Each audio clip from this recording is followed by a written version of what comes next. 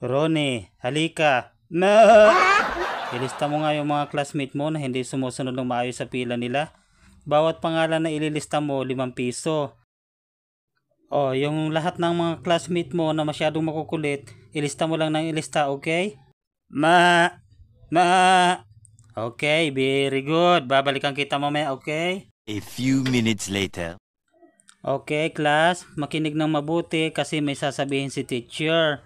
Pipila kayo ng maayos, ng dahan-dahan. At kailangang hindi magkasakitan, okay?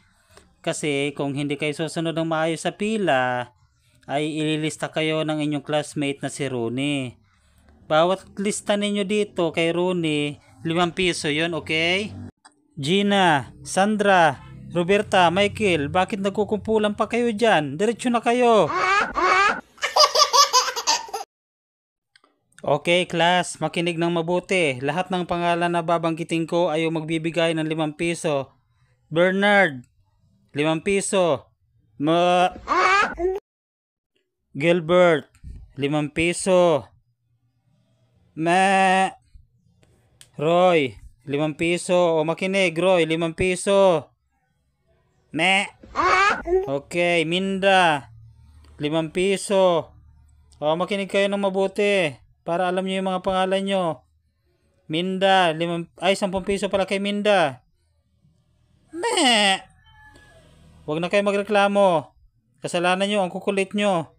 Vanessa, 5 piso. Huwag na magreklamo ha. Okay, Ivy, 5 piso.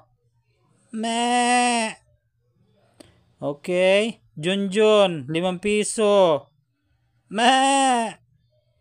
Huwag na magrereklamo. Pag binanggit yun na yun. Joanna, 5 piso. Magreklamo ka pa.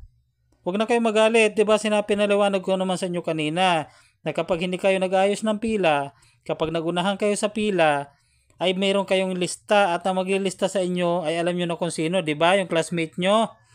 Kaya dapat alam nyo yan. Pinaliwanag ko na yan sa inyo na kapag kayo ay makulit at hindi kayo sumusunod na maayos sa pila ninyo, ililista ang pangalan ninyo. Kung sino yung pinakamaraming lista, ay siya ang pinakamalaki ang multa. At yun ay 5 piso bawat lista. Ngayon, example, si Rosalinda, naka-5 lista siya. So, 25 pesos lahat ang babayaran niya. Okay? A few moments later. O, sige na class. Magbirinda na kayo, recess time na. Yung mga may baon dyan, kumain na. Yung mga may pirang pambili, bumili. O, sige na. Ay, naku kayo talaga. Pagdating sa recess talaga, napaka-energy nyo. Napaka-energetic nyo talaga. Basta recess na pinag-usapan. Ay, naku, sige, kain lang kayo, kain lang.